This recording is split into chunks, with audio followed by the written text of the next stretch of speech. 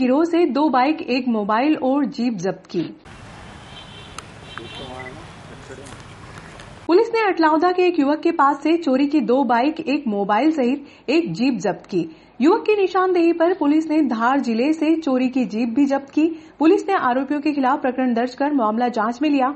बुधवार को न्यायालय में पेश कर रिमांड मांगेगी। स्टेट हाईवे नंबर 17 पर चेकिंग के दौरान पुलिस ने एक युवक को रोककर बाइक के दस्तावेज मांगे तो उसने असमर्थता जताई। पुलिस ने युवक को थाने लाकर पूछताछ की तो बड़ी सफलता मिली। मंगलवार को सीएसपी मनोज रत्नाकर ने पुलिस थाना परिसर में पत्रकार वार्ता में मामले का खुलासा किया।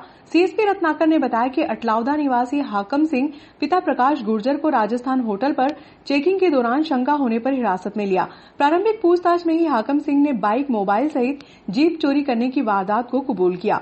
टीआई श्यामचंद्र शर्मा के नेतृत्व में गठित टीम ने आरोपियों से चोरी का माल जब्त किया। आरोपी ने बताया कि उसने बिना नंबर की हीरो होंडा स्प्लेंडर मोटरसाइकिल मार्च 2020 में रेलवे स्टेशन उज्जैन से चोरी की थी। बाइक चोरी का यह मामला उज्जैन जीआरपी में दर्ज है। इसी प्रकार आरोपी गुर्जर नागदा रेलवे स्टेशन चौराहे से होंडा कंपनी की शाइन मोटरसाइकिल जिसका नंबर MP13EP0522 है 21 जून 2020 को चुराना बताया है। आरोपी के पास से पुलिस को एक सैमसंग कंपनी का एंड्रॉइड मोबाइल भी मिला है जो उसने 21 जून 2020 को रुपेटा के पास से एक सोते हुए व्यक्ति की जेब से चोरी किया था। आरोपी के खिलाफ मंडी थाना नागदा के अलावा जीआरपी उज्जैन व खासरोद थाने में भी अपराध दर्ज है। ये दिनांक 29 तारीख को टीआई साहब को मुखबिर द्वारा सूचना प्राप्त हुई कि राजस्थानी ढाबे के पास में हाकम सिंह गुर्जर अटलावदा का है, वो बिना नंबर की गाड़ी लिए हुए हीरो होंडा स्प्लेंडर चोरी की है, संभवतः खड़ा हुआ है और जिस मोटरसाइकिल के आगे इंग्लिश में उसके हेड पे बॉस लिखा हुआ है। इस सूचना पर प्राप्त होने के बाद मुखबिर की टीआई साहब अपने सारे दल बल के साथ में वहाँ राजस्थानी ढाबे पहुँचे तो उस तरह का आदमी वहाँ पे दिखा। पुलिस को देख के भागने की कोशिश करी तो पुलिस ने पकड़ लिया उसको। नाम वगैरह पूछा तो उसने हाकम सिंह गुर्जर निवासी अटलावदा का बताया। गाड़ी के कागजात वगैरह मांगे तो आनाकानी करी, घबराहट हुई। नंबर देखा तो नहीं था नंबर गाड़ी का। चोरी के शक में होने पे उसको अपन ने वहाँ पे विधिवत जब्त करके उसको थाने पे लेके आए। थाने पे फिर पूछताछ करी तो उसमें रजिस्ट्रेशन भी निकला उसका गाड़ी का, और अन्य पूछताछ में उसके द्वारा रेलवे स्टेशन से एक और हीरो होंडा शाइन गाड़ी चोरी करना कबूला, और जिससे कि वो चोरी गई मोटरसाइकिल वो भी उसके द्वारा जब्त करवाई गई। और एक सैमसंग कंपनी का मोबाइल था जो कि रुपेटा फाटक के पास में एक आदमी का चोरी करना उसने बताया पूछताछ के दौरान, तो वो मोबाइल भी उसके द्वारा जब्त किया गया। इस प्रकार से 2 मोटरसाइकिल और 1 मोबाइल हाकम सिंह गुर्जर निवासी अटलावदा से पुलिस के द्वारा जब्त किए गए।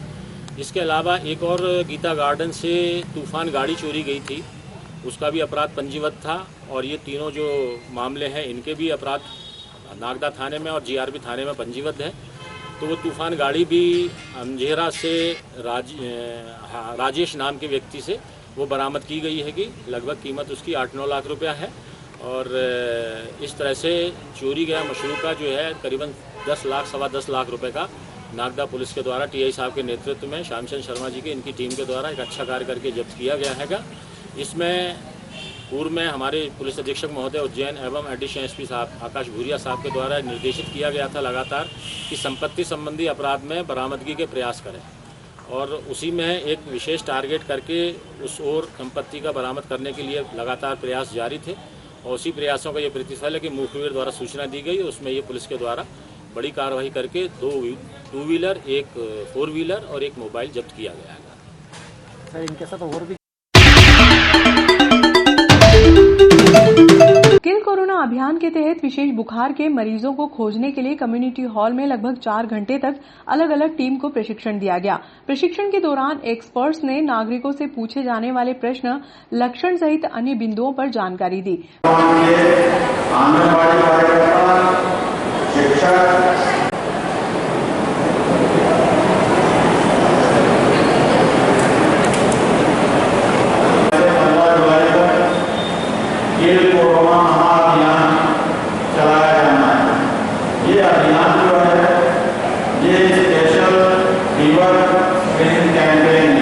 विशेष अभियान जिसमें बुखार के नियमों पर है।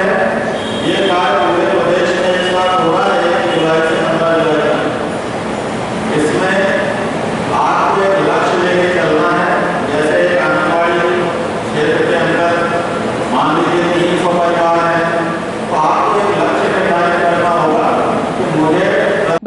राजस्व, स्वास्थ्य, शिक्षा विभाग, महिला व बाल विकास के अधिकारी व कर्मचारीगण मौजूद थे।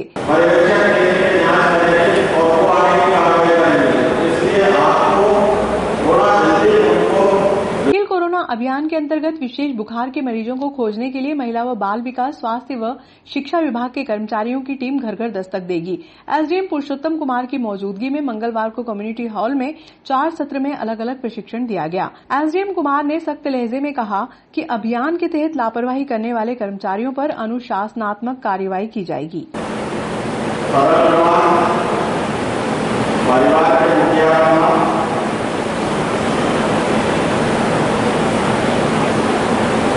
मुखिया का मोबाइल नंबर, उसके बाद परिवार के कुल सदस्यों की संख्या, मुखिया के सहित।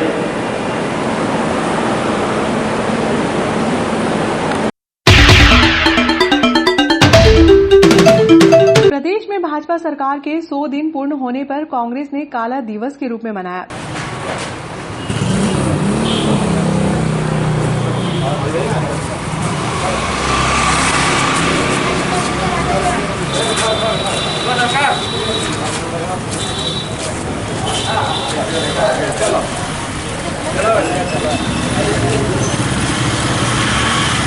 विधायक दिलीप सिंह गुर्जर के नेतृत्व में कांग्रेस कार्यकर्ता हाथों में काले झंडे लेकर शहर के मुख्य मार्गों से होकर गुजरे और कन्याशाला चौराहे पर नुक्कड़ सभा का आयोजन किया गया।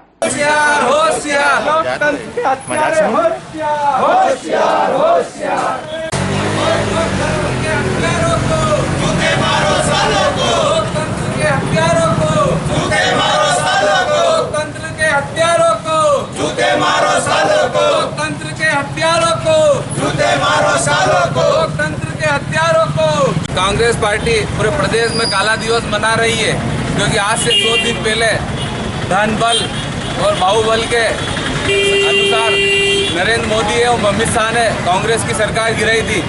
उन्होंने लाखों करोड़ों रुपया विधायकों को देकर खरीद फरोख्त करके कि जो जनता की चुनी हुई सरकार, जो जनहित में कार्य कर रही थी, जो किसानों के हित की रक्षा कर रही थी, जो आम जनता के लिए हमेशा कार्य कर रही थी, ऐसी अच्छी सरकार को उन लोगों ने धन बल के हिसाब से गिराया। इसलिए आज पूरे प्रदेश में कांग्रेस पार्टी आज विरोध कर रही है। आदरणीय शिवराज सिंह जी जो हमारे मुख्यमंत्री हैं, उन्होंने लोकतंत्र की हत्या की है। जो पैसा विकास कार्यों में लगना चाहिए था कमलनाथ जी द्वारा, उस पैसे की खरीद फरोख्त करके हमारे विधायकों को खरीद के जो सरकार गिराई कमलनाथ जी, उसके खिलाफ आज लोकतंत्र की हत्या के विरोध में कांग्रेस काला दिवस मना रही है। हम सभी अपने नगर की जनता से आह्वान करते हैं कि कांग्रेस की इस आहुति में अपना योगदान दें। धन्यवाद। जय हिंद, जय भारत। राष्ट्रीय कांग्रेस पार्टी काला दिवस मना रही है। मध्य प्रदेश के अंदर शिवराज सिंह चौहान की जो सरकार है, जो हाथ से ट्रेडिंग करके 50-50 करोड़ और 100 करोड़ रुपया ऑफर देकर कांग्रेस के विधायकों को जिस तरह खरीदा गया है, प्रदेश की जनता ने कांग्रेस के समर्थन में, कांग्रेस के पक्ष में सरकार बनाने के लिए जनादेश दिया था। मगर ये भारतीय जनता पार्टी जो लोकतंत्र में विश्वास नहीं रखती, सिर्फ खरीद फरोख्त में विश्वास रखती है। प्रदेश की कांग्रेस सरकार ने काला दिवस के रूप में मना रही है। शिवराज सरकार ने कांग्रेस के विधायकों को खरीद फरोख्त करके और लोकतंत्र की हत्या करके जो सरकार बनाई है, उसकी मध्य प्रदेश की कांग्रेस सरकार एक कार्यकर्ता हम लोग सब विरोध कर रहे हैं। में शिवराज सिंह सरकार के 100 दिन पूरे होने पर काला दिवस मनाया जा रहा है। मुख्यमंत्री ने लोकतंत्र के द्वारा चुनी हुई सरकार का और जनता का अपमान कर कांग्रेस सरकार गिराई है। उस सरकार गिराने से जो किसानों को कर्जा निरंतर माफ हो रहा था, आज उस पर विराम लगा है। नागदा नगर की शानदार जनता जानती है कि आज कांग्रेस पार्टी काला दिवस के रूप में मनाया जा रहा है। मैं ज़्यादा नहीं कहूँगा, इतना कहूँगा कि जनता बहुत समझदार है कि माननीय मुख्यमंत्री जी को 100 नंबर देना चाहिए। 100 नंबर इसलिए देना चाहिए कि बहुत फर्स्ट डिवीजन से पास हुए हैं। हमारी कमलनाथ सरकार ने जो 100 रुपये बिल आता था, आज इनकी सरकार में 2-2 हज़ार, 500-500 हज़ारों बिल आ रहा। चेहरा का बखान कर इस पूरे देश को भ्रमित करने वाली भारतीय जनता पार्टी का चाल, चरित्र और चेहरा मध्य प्रदेश की जनता ने भली भांति देखा। आज 100 दिन पूरे हुए आज से ठीक 100 दिन पहले शिवराज सिंह चौहान और उसकी पूरी मंडली ने विधायकों की 30-30 करोड़ रुपए में खरीद फरोख्त कर मध्य प्रदेश में स्थापित जनहितैषी तत्कालीन कमलनाथ सरकार को गिराया। शिवराज सिंह चौहान द्वारा एकमात्र सत्ता को हथियाने का उद्देश्य लेकर करोड़ों रुपए की खरीदारी कर विधायकों से खरीद फरोख्त करके कमलनाथ जी की वो जनहितैषी सरकार को गिराया जिसने पूरे प्रदेश की जनता को ना तो गरीबी रेखा, ना अमीरी, ना मध्यम वर्गीय, सबको एक समान मानकर शासन की योजना का लाभ दिया। अभी 2-3 दिन पूर्व हमारे भारतीय जनता पार्टी के मित्रों ने नौटंकी करी। माननीय कमलनाथ जी का पुतला दहन किया गया पूरे नगर में। मैंने एक भारतीय जनता पार्टी के मित्र से पूछा कि भैया ये कमलनाथ जी का पुतला आपने क्यों दहन करा? तो बोले भैया ये इसका जो कारण है वो तो मेरे को नहीं मालूम, लेकिन कमलनाथ जी के कारण हम लोगों को रोज घर में गालियां सुनना पड़ रही है, इसलिए कमलनाथ जी का हमने पुतला दहन करा। मैंने पूछा कि कमलनाथ जी के कारण आपको गालियां किस तरह सुनना पड़ रही घर से? बोले यार कमलनाथ जी की सरकार में हमको 100-100 रुपए का बिल आता था, घर वाले बहुत खुश थे। अब जैसे ही शिवराज सिंह जी की सरकार आई 4-4 हजार 5-5 हजार का बिल आने लगा, और हम जब भारतीय जनता पार्टी की बात घर पे करते हैं तो कमलनाथ जी का नाम लेके घर वाले हमको गालियां देते और मारते हैं। इसलिए हमने कमलनाथ जी का पुतला जलाया।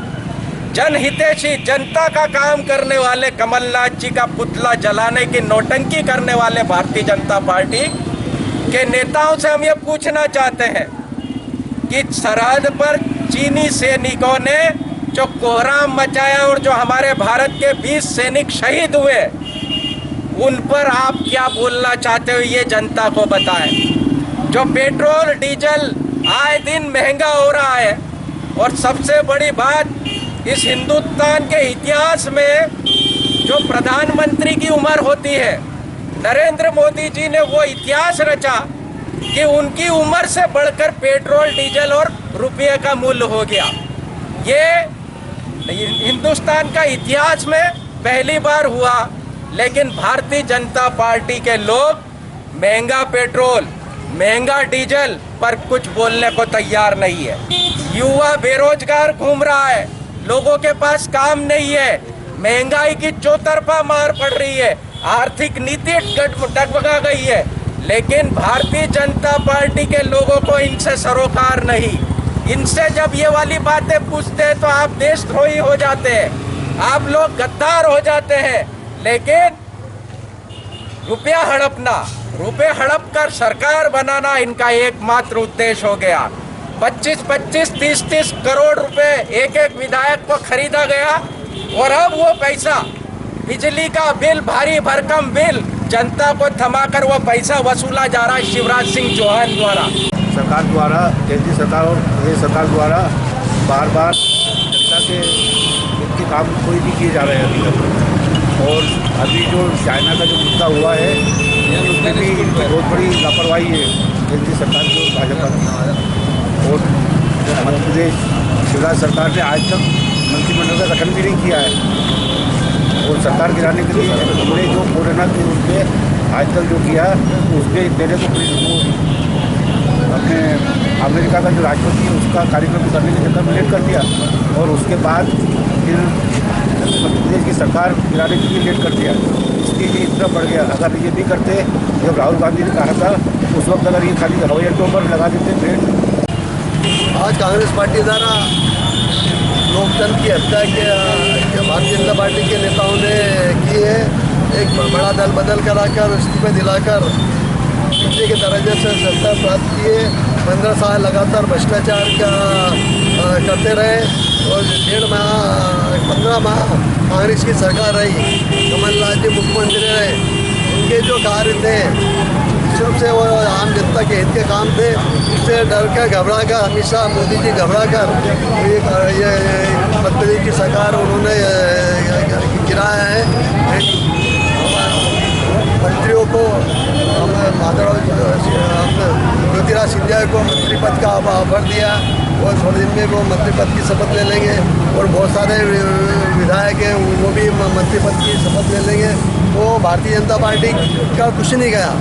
आज आम जनता का एक ऐसे मुख्यमंत्री जो भ्रष्टाचार के खिलाफ लड़ाई लड़ रहा था, मिलावटों के खिलाफ लड़ाई लड़ रहा था, किसान हित की काम कर रहा था और जो भारतीय जनता पार्टी के जो मुद्दे थे, चाहे गौशाला हो, चाहे गौशाला का जगह जगह गौशाला का निर्माण किया जा रहा था, वहाँ का मंदिर के लिए 300 करोड़ रुपए उन्होंने दिए, रेचा मंदिर के लिए उन्होंने पैसे दिए, पथ गमन का काम कर रहा और कई जन कार्य योजनाएँ। और ये सबसे बड़ी बात उन्हें जो पिछड़े वर्ग के, जो सामान्य वर्ग के लोग हैं, मध्यम वर्ग के लोग हैं, उनके लिए 100 रुपये में 100 यूनिट बिजली के बिल की एक मध्य प्रदेश का एक मुख्यमंत्री था जिन्होंने राहत प्रदान की। पहले 100 रुपये तक बिजली के बिल आते थे, आज वापस 1000 के ऊपर बिजली के बिल आने लग गए।